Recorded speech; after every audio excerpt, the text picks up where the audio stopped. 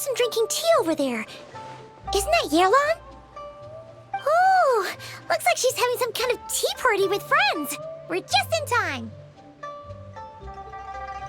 Aren't we gonna go say hi? Well, Officer Edler, after all that work, I think we've got them this time.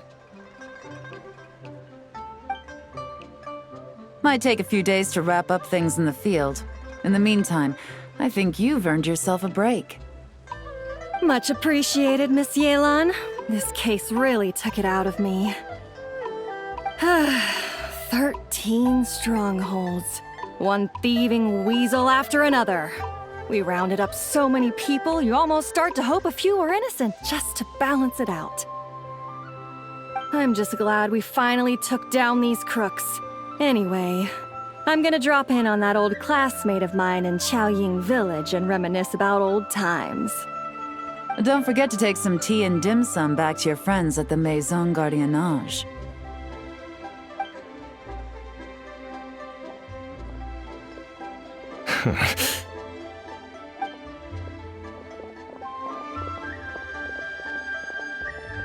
Oh, looks like Yelan's friend left. Paimon kinda wanted to meet her. Ah, another pleasant surprise. Traveler, Paimon, take a seat.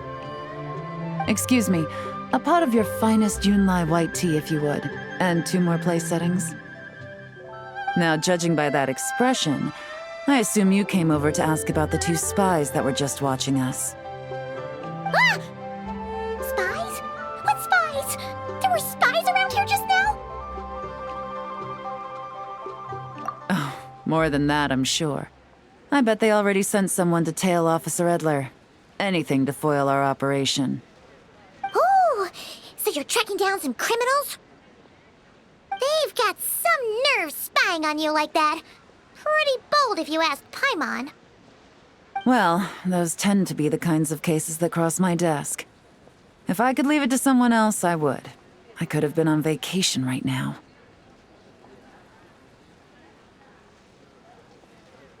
Mora laundering, to the tune of 10 figures and counting. Laundry? What does that have to do with Mora? And who are these figures? There are 10 of them? In layman's terms, a certain merchant in Fontaine possesses a large amount of Mora obtained through illicit means. But it's easy to get caught when you're moving that kind of cash. So you cover your tracks, create a front to avoid detection, and what do you know? Your illegal Mora now looks completely legit. And this merchant's front of choice? Fine art and antique auctioneering. He buys goods from all over Tevat, brings them back to Fontaine, and rebrands them as pieces of fine art, driving up their price in the process. Then, when the items go to auction, he buys them up at their inflated price with his own illicit funds. And through this exchange, the proceeds he receives in return are clean. This process allows him to legitimize his illicit wealth. He even launders Mora for other criminals as well, a business which earned him the title, the Dark Financier.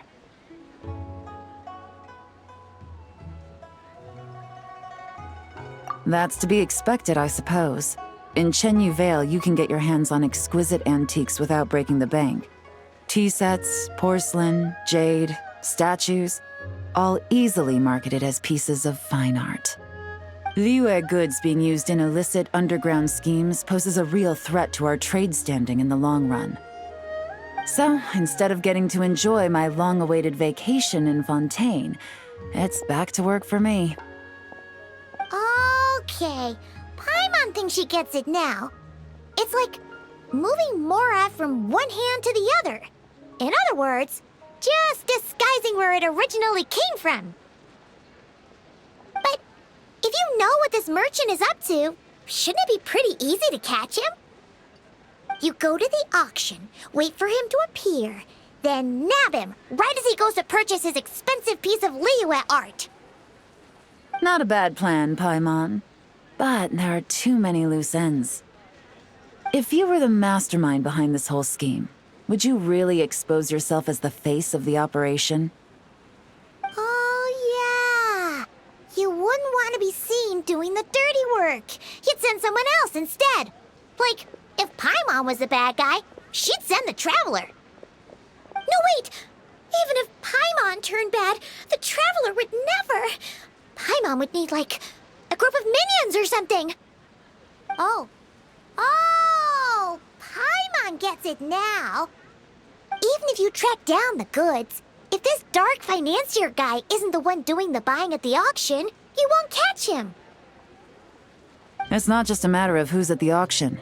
You also have to source the goods, transport them back to Fontaine, get them to the auction house, none of which are tasks he performs himself. He has a whole crew to hide behind. Tracking down the goods is already complicated enough. They change hands so many times, the trail is almost impossible to follow. So the most logical course of action is to play the long game. You start small. You find someone you can follow behind all the smoke screens, who'll lead you straight back to the dark financier himself.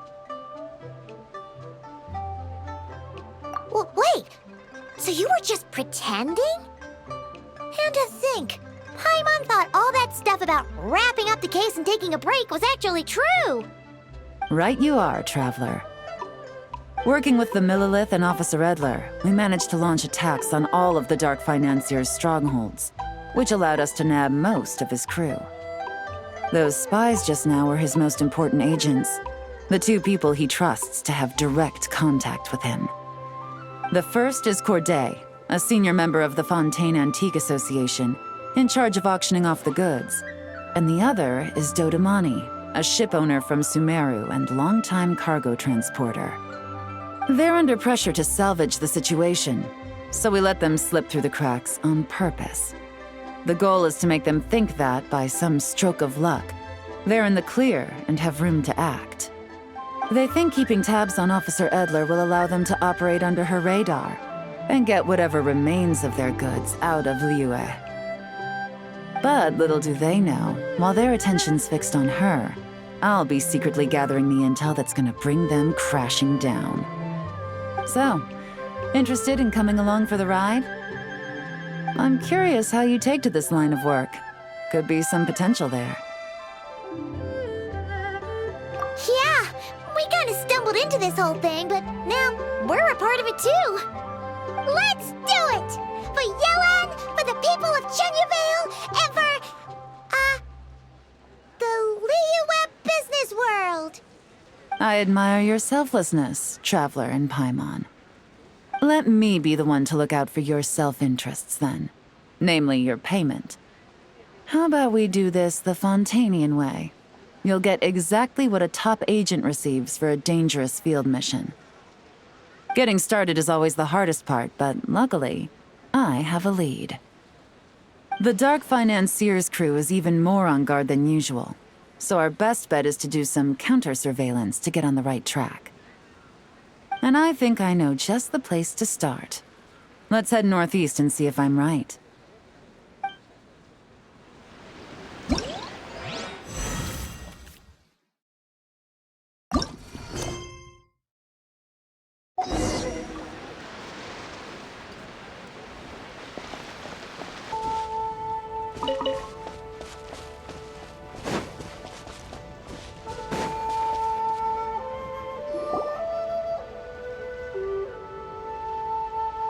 All right, let's start our investigation here.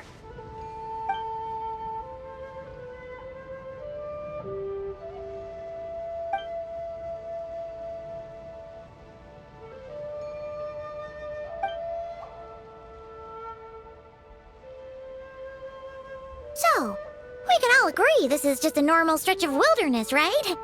Paimon doesn't see any bad guys to nab around here. Well, it didn't take long for you to understand our role here, Traveler. Thinking like a top agent already. Impressive. Like I said, we need to start small. If we want to track down the man himself, our best bet is to start with his goods. So right now, finding his stock is our #1 priority. And to do that, locating his hidden stronghold is imperative. Which brings us to why we're here. Pretty good vantage point from up here, don't you think? Huh, guess so. Paimon can see the port of Elong Wharf, the boats in the distance, and some kind of tower. What's that for? It's a lighthouse. The Millilith use it to monitor the situation at sea. In addition, the flashing of the light can also serve as a means of communication. Why not take a wild guess?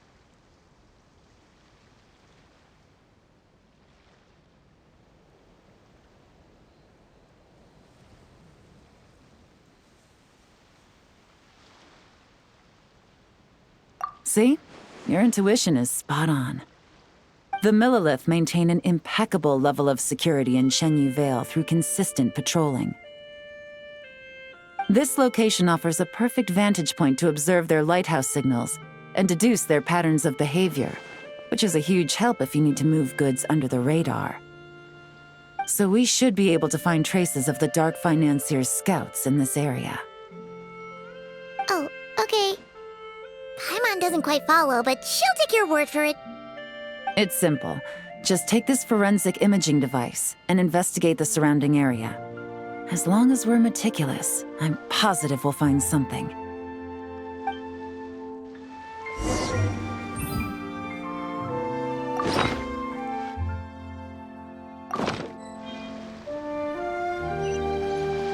Well, all set? Remember, an eye for detail is key. Clues are often hidden in plain sight.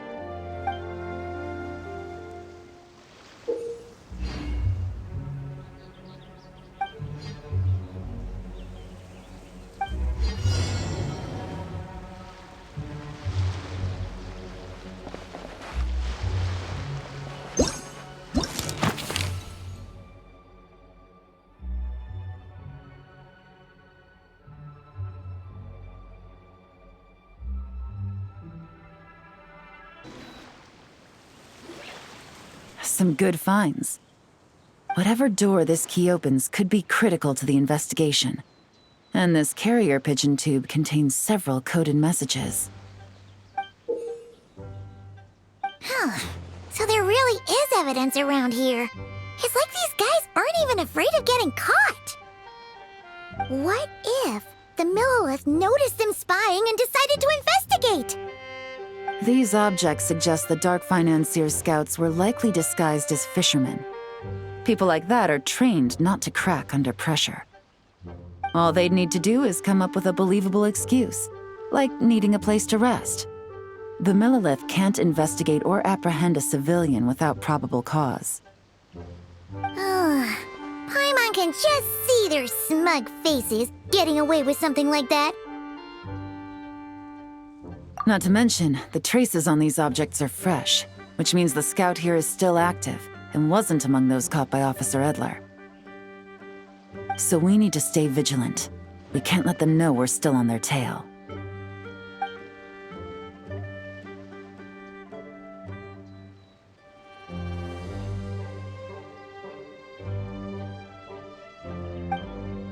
I had a hunch this area was being used as a lookout, and I was right. But that still leaves the question of where the goods are hidden. Any ideas?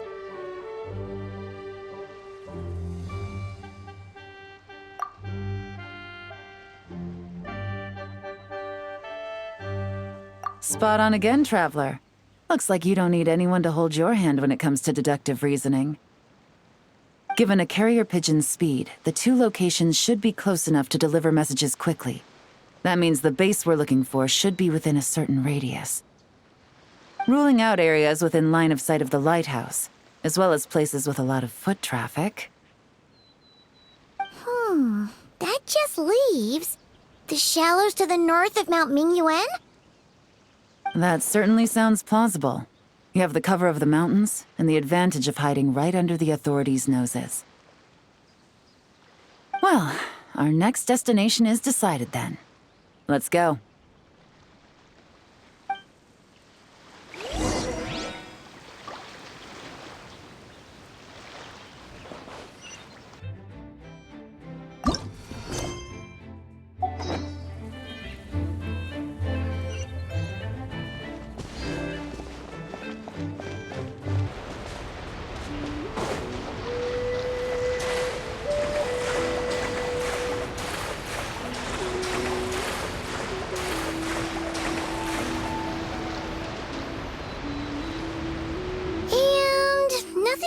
ordinary here, either.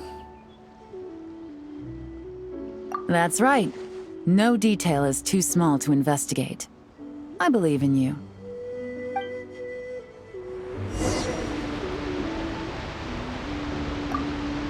The evidence could be even more well hidden this time.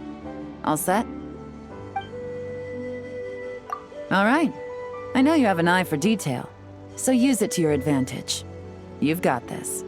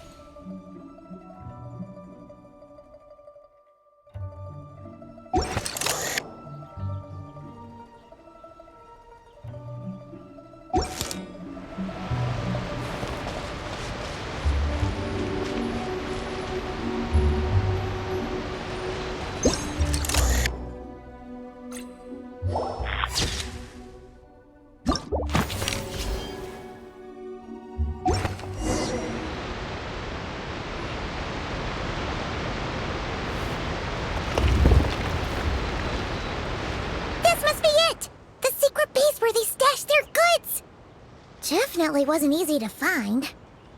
Well, well. Looks like you tracked it down in no time at all. I see your potential as a solo field agent, Traveler.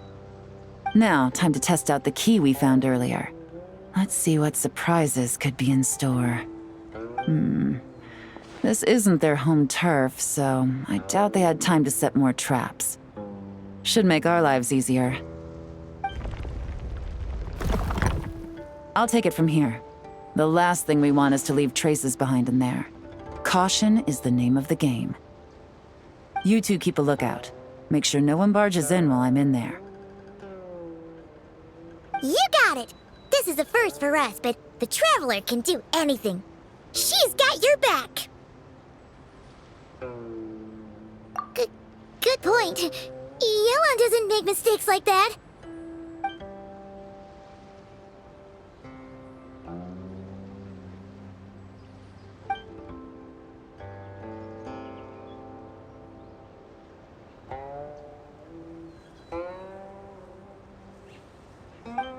All right, that's done. I've noted the features of all the porcelain items, vases, and teas stored here. We need to keep a lookout for these features at the auction and pinpoint the person attempting to purchase the corresponding goods. Then, we can let them lead us to our main target. Wow, that was fast! You must do that all the time, huh? Now, we wait. There are countless auctions in Fontaine. We can't possibly monitor them all. Besides, that would be a waste of personnel. I'll continue to conduct surveillance in the area, keep tabs on the situation, and attempt to decipher their coded messages. Once its two lackeys move the goods, we can shift our focus to the upcoming auction. And then, we'll have somewhere to start. Got it! All we can do now is wait. Wait, and then follow them straight to the guy behind this whole thing so we can give him the old 1-2 punch! This whole time, Officer Edler has been leading her two stalkers on a wild goose chase around Chaoying Village. Once they decide it was all a waste of time, it's her turn to tail them instead. Not to mention our operation has already put them under extreme pressure. We've forced their hand. I doubt they'll last more than 2 days before making a move. So let's meet back up at Yilong Wharf in 2 days. Find me near the harbor.